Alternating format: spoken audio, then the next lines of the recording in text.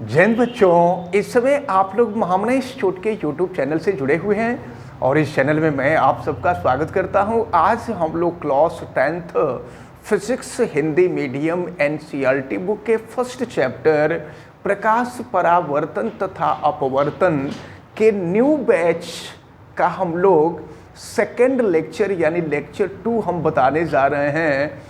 और यानी कह लीजिए चैप्टर जो है लाइट रिफ्लेक्शन एंड रिफ्रैक्शन है और इस चैप्टर का दूसरा लेक्चर हम बताने जा रहे हैं। पहले लेक्चर में आप लोग प्रकाश किरण, प्रकाश का परावर्तन और परावर्तन के नियमों के बारे में आप लोगों ने देखा था। और ये न्यू बैच 2023 टू 2024 है, यानी आप लोग 2024 में बोर्ड का एग्जाम देंगे।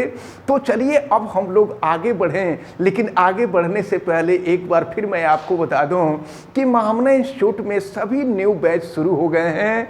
यहाँ 9, 10th, 11, 12 UP board, CBSE board, science, art, commerce सबके क्लास शुरू हो गए हैं। और ये मैं आपको बता दूं कि ये सभी क्लासेस वाराणसी के जो जाने माने विशेषज्ञ हैं वो यहाँ क्लास लेते हैं, वो यहाँ पढ़ाते हैं।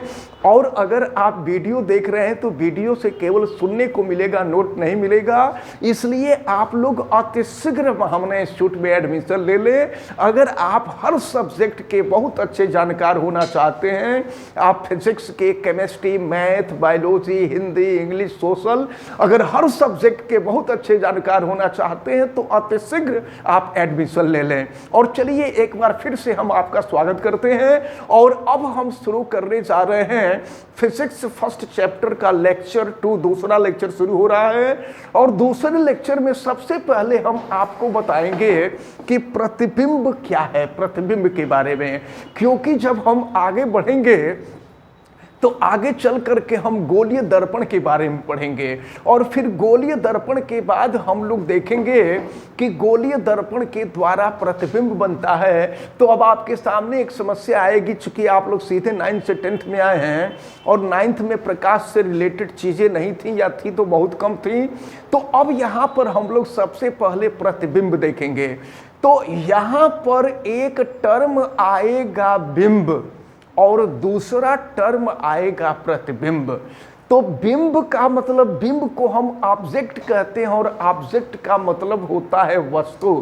तो चलिए देखते हैं सबसे पहले कि ये क्या है। सबसे पहले देखते हैं, हम बिंब को देखें और फिर इसके बाद हम लोग प्रतिबिंब को देखेंगे। तो चले सबसे पहले हम आपको बता दें, सपोज कीजिए ये कोई चिकना तल है। देखें ये कोई चिकना तल है, चिकने तल को हम कह सकते हैं परावर्तक तल। और देखें यहाँ कोई वस्तु है, वस्तु से प्रकाश की किरण चल रही है। ध्यान समझिएगा, यहाँ कोई वस्तु है, सपोज कीजिए ये कोई वस्तु है और वस्तु से प्रकाश की किरण चल रही है। तो चलने वाली प्रकाश की किरण परावर्तन के पश्चात, देखिए जब प्रकाश की किरण यहाँ टकराएगी तो टकराने के बाद प्रकाश का परावर्तन होगा और परावर्तन के पश्चात यह प्रकाश की जो किरण है जिस बिंदु पर मिलती है उसी बिंदु को पहले वाले बिंदु का प्रतिबिंब कहते हैं। तो ये जो है यह बिंब है और यहाँ जो बन रहा है ये प्रतिबिंब है, इसको हम प्रतिबिंब कहते हैं।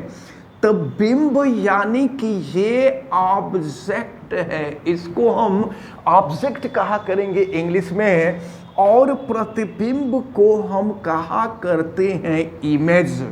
तो अब जरा ध्यान पूर्वक देखें, आप अच्छी तरह से प्रतिबिंब की परिभाषा समझ लीजिए। प्रतिबिंब की परिभाषा क्या है? वस्तु के किसी बिंदु से चलने वाली प्रकाश की किरण परावर्तन के पश्चात जिस बिंदु पर मिलती है तो ये जो दूसरा वाला बिंदु है, इस दूसरे वाले बिंदु को हम पहले वाले बिंदु का प्रतिबिंब कहते हैं। पहले वाले बिंब को हम बिंदु कहते हैं, मतलब जहां से प्रकाश की किरण चलती है उसको हम बिंब कहते हैं, वस्तु कहते हैं, ऑब्जेक्ट कहते हैं। और परावर्तन के पश्चात यह प्रकाश की किरण जहां मिलती है उसी को हम प्रतिबिंब कहते हैं या इमेज कहते हैं, या यहीं पर फोटो बनता है वस्तु का। अब जरा ध्यान पूर्वक देखें, यह प्रतिबिंब जो होता है यह दो प्रकार का होता है। प्रतिबिंब दो प्रकार का होता है, जिसमें सबसे पहला जो प्रतिबिंब होता है वो होता है वास्तविक प्रतिबिंब। इनको अच्छी तरह से हमको समझना है। वास्तविक प्रतिबिंब जिसको हम कहते हैं रियल इमेज, रियल इमेज कहा करते हैं। और जो दूसरा प्रतिबिंब होता है, इस दूसरे प्रतिबिंब को देखें, यह रियल इमेज है। और इसके बाद दूसरा जो प्रतिबिंब होता है, यह दूसरा प्रतिबिंब आपका आभासी प्रतिबिंब कहलाता है, क्योंकि आगे जरूरत पड़ेगी इन सब प्रतिबिंब की। तो ये आभासी प्रतिबिंब को हम कहते हैं वर्चुअल इमेज कहा जाता है। Virtual image.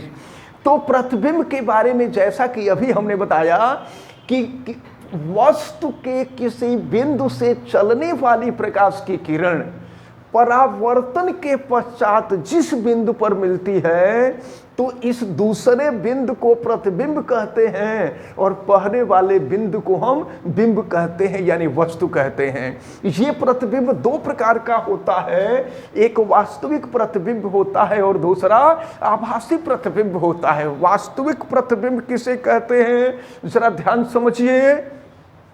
बिंदु स्रोत से चलने वाली प्रकाश की किरण परावर्तन के पश्चात अगर किसी बिंदु पर वास्तव में मिलती है, याद रख लीजिए डेफिनेशन।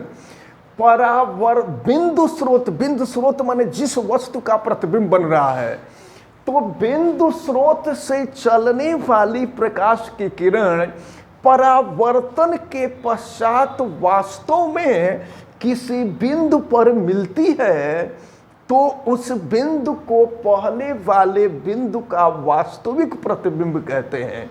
बस यहाँ ये याद रखना है आप लोगों को कि जब प्रकाश की किरण परावर्तन के पश्चात वास्तव में मिलेगी तो इसको हम कहेंगे वास्तविक प्रतिबिंब। वास्तविक प्रतिबिंब को पर्दे पर प्राप्त किया जा सकता है। जैसे सिनेमा हॉल का जो पर्दा होता है, पर्दा का मतलब जिसको स्क्रीन कहते हैं, पर्दे को हिंदी इंग्लिश में स्क्रीन कहते हैं। तो टेलीविज़न का भी स्क्रीन होता है, कंप्यूटर का भी स्क्रीन होता है, मोबाइल का भी स्क्रीन होता है, जिसको पर्दा हम कहते हैं। तो वास्तविक प्रतिबिंब को हम पर्दे पर प्राप्त कर सकते हैं। अब दूसरा होता है आभासी प्रतिबिंब। तो आभासी प्रतिबिंब किसे कहते हैं, इसको आप ध्यान से समझिए। बिंदु स्रोत से चलने वाली प्रकाश की किरण परावर्तन के पश्चात किसी बिंदु पर मिलती हुई प्रतीत होती है, मिलती नहीं है, याद रख रहिएगा। जब किसी बिंदु पर वास्तव में मिलेगी तो वहां पर जो प्रतिबिंब बनता है वो वास्तविक प्रतिबिंब बनता है।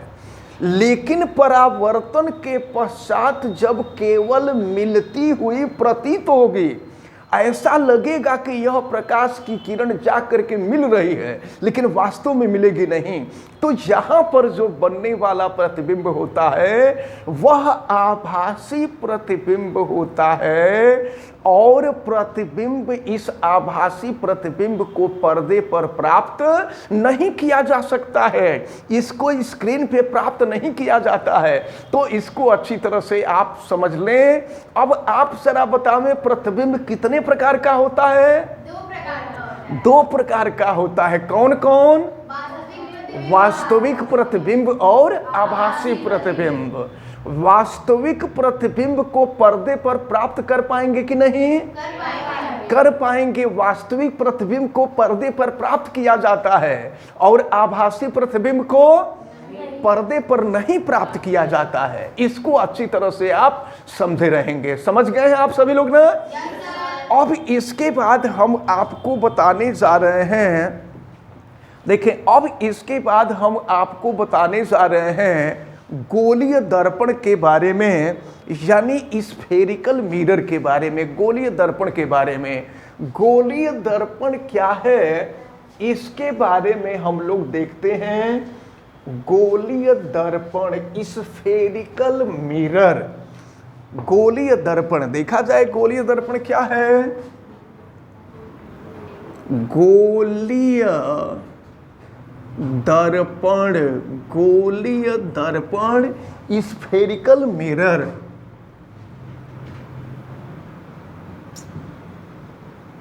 स्फेरिकल मिरर, गोलीय दर्पण। तो गोलीय दर्पण क्या है आप समझ लीजिए।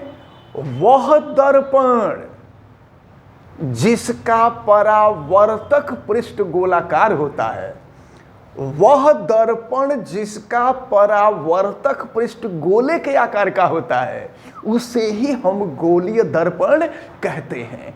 अब जरा ध्यान पूर्वक देखें तो गोलीय दर्पण होता क्या है। तो वास्तव में यह गोलीय दर्पण कांच के खोखले गोले का कटा हुआ भाग होता है। ये है कांच का खोखला गोला और कांच के खोखले गोले का कटा हुआ भाग होता है। इसका क्या मतलब है आप ध्यान समझ लीजिए। तो अगर इसको हम बीच में से देखें, इधर हम काट देते हैं बीच में से, तो जब बीच में से हम काट देंगे तो एक भाग इधर आया, एक भाग इधर आया। तो अगर इस दूसरे वाले भाग को देखें, इस दूसरे वाले भाग को हम यहां इधर की तरफ दिखा देते हैं। तो अब जरा ध्यान पूर्वक देखें तो अच्छी तरह से समझें गोलीय दर्पण किसे कहते हैं। हाँ जल्दी बोलिए।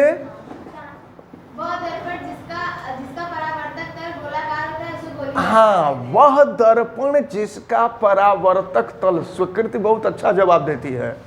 वह दर्पण जिसका परावर्तक तल गोलाकार होता है उसे गोलीय दर्पण कहते हैं। और गोलीय दर्पण कांच के खोखले गोले का कटा हुआ भाग होता है। अब इसके दो पृष्ठ होते हैं। कौन कौन पृष्ठ होते हैं समझिए। वह पृष्ठ जो बाहर के तरफ उभरा होता है, उभरा माने निकला होता है, वह पृष्ठ जो बाहर के तरफ निकला होता है हम उसको उत्तल पृष्ठ कहते हैं। उत्तल पृष्ठ यानी हम इसको कॉन्वेक्स सरफेस कहते हैं। और वह पृष्ठ जो अंदर के तरफ दबा होता है, देखिए ये बाहर के तरफ उभरा हुआ है, इसी तरह से ये बाहर के तरफ उभरा हुआ है। तो जो बाहर के तरफ उभरा होता है उसको उत्तल पृष्ठ कहते हैं। और जो अंदर के तरफ दबा होता है, देखिए ये अंदर के तरफ दबा हुआ है, यहां देखिए ये अंदर के तरफ दबा हुआ है। तो जो अंदर के तरफ दबा हुआ पृष्ठ होता है इसको हम कहा करते हैं अवतल पृष्ठ। हम इसको अवतल पृष्ठ कहा करते हैं। यानी ये है कॉनकेव सरफेस, ये कॉनकेव सरफेस कहलाता है, अवतल पृष्ठ कहलाता है। और अब हम आपको बता दें कि इन दोनों पृष्ठों में से गोलीय दर्पण के कितने पृष्ठ होते हैं? दो। कौन कौन? उत्तल पृष्ठ और अवतल पृष्ठ। अब समझिए आप, इन दोनों में से किसी एक पृष्ठ पर या एक तल पर पारे की कलई की गई होती है। पारा जिसको हम मरकरी भी कहते हैं और इसका प्रतीक होता है Hg। तो तो उत्तल पृष्ठ और अवतल पृष्ठ, इन दोनों पृष्ठों में से किसी एक पृष्ठ पर पारे की कलई की गई होती है और फिर इसके ऊपर लाल ऑक्साइड, रेड ऑक्साइड जिसको कहते हैं, रेड ऑक्साइड का पेंट चढ़ा होता है। तो याद रखे रहिए आप कि ये जो गोलीय पृष्ठ है, इस गोलीय पृष्ठ यानी उत्तल पृष्ठ और अवतल पृष्ठ, इन दोनों पृष्ठों में से किसी एक पृष्ठ पर पारे की कलई की गई होती है और फिर इसके ऊपर रेड ऑक्साइड यानी लाल ऑक्साइड का लेप चढ़ा होता है। आप देखिएगा, कोई भी दर्पण होता है, आप अपना चेहरा देखने वाला ही दर्पण देखिएगा जिसे आप देखते हैं, तो अब उसका पिछला हिस्सा जब आप देखेंगे तो अब ये है कि उस पर घर जा करके एक्सपेरिमेंट करने लगेंगे तो शीशा खराब हो जाएगा, नॉर्मली जिसको शीशा कहते हैं। लेकिन अगर आप उसके पीछे का जो कवर होता है, उस पीछे वाले कवर को अगर आप हटा करके देखेंगे तो आपको अंदर के तरफ जब शीशा के सामने आप जाते हैं तो शीशे के अंदर आपका फोटो चमकता हुआ दिखाई देता है।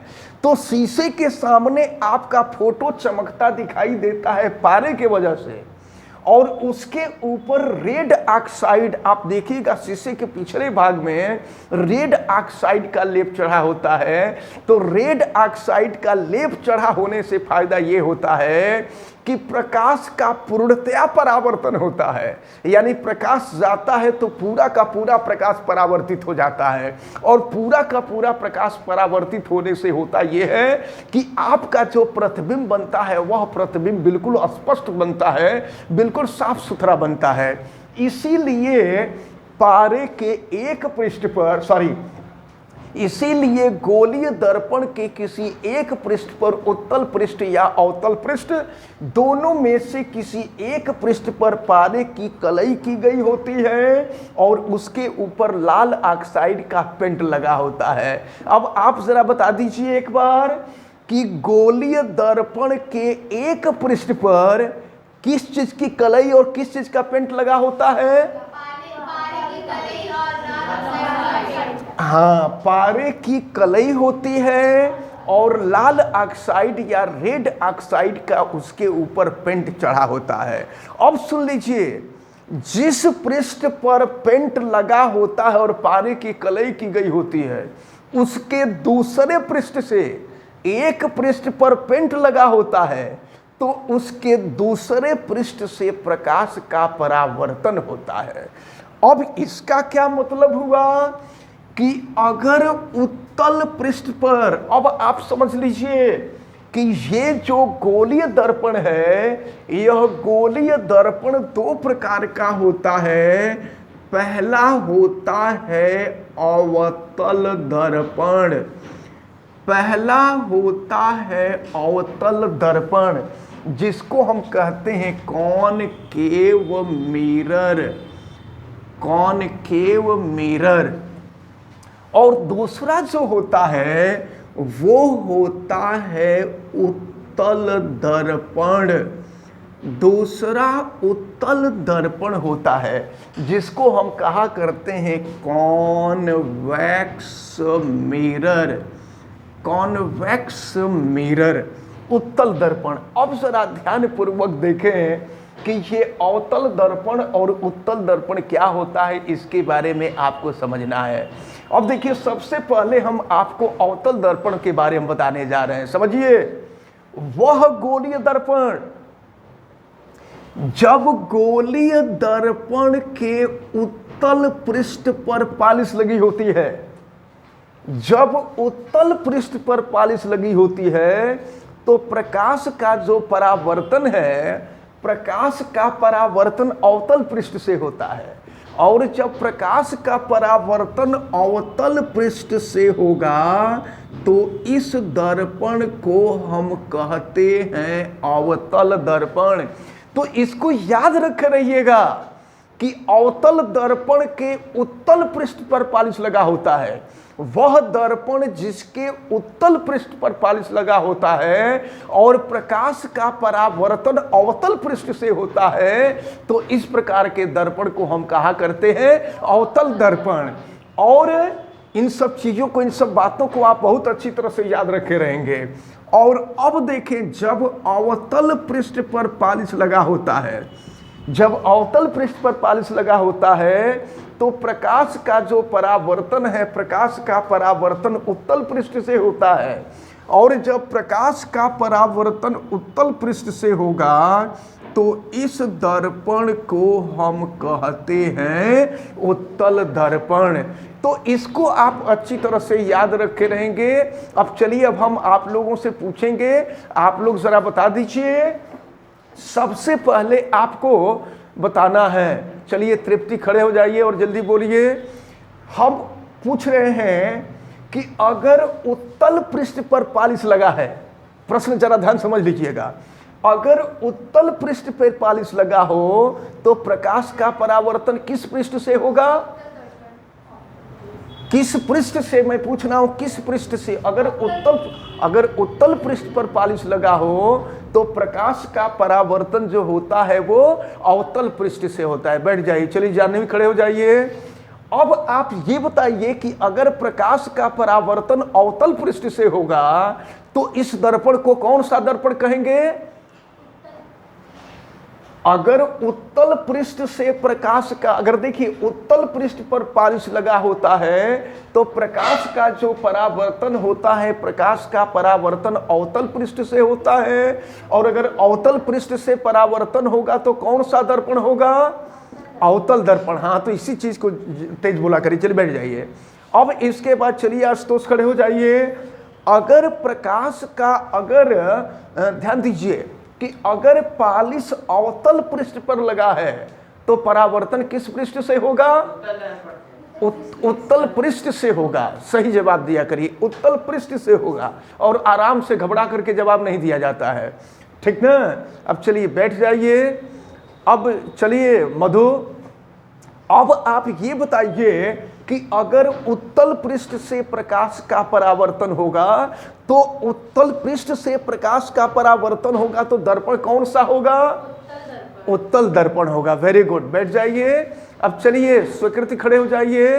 अब आप ये बताइए कि वास्तविक प्रतिबिंब को पर्दे पर प्राप्त कर सकते हैं कि नहीं कर सकते हैं? हाँ, प्राप्त कर सकते हैं। वैष्णवी खड़ी हो जाइए।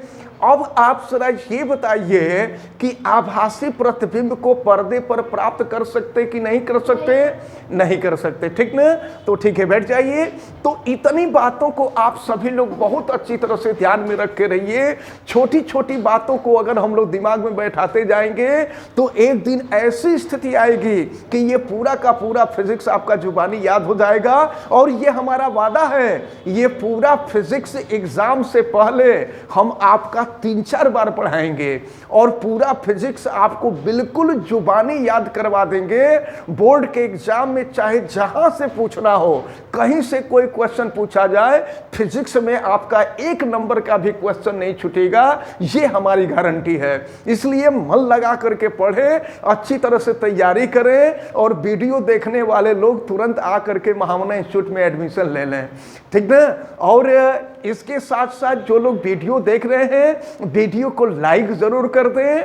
चैनल पे अगर नए हैं तो चैनल को सब्सक्राइब कर लीजिए, बेल आइकन को भी प्रेस कर दें।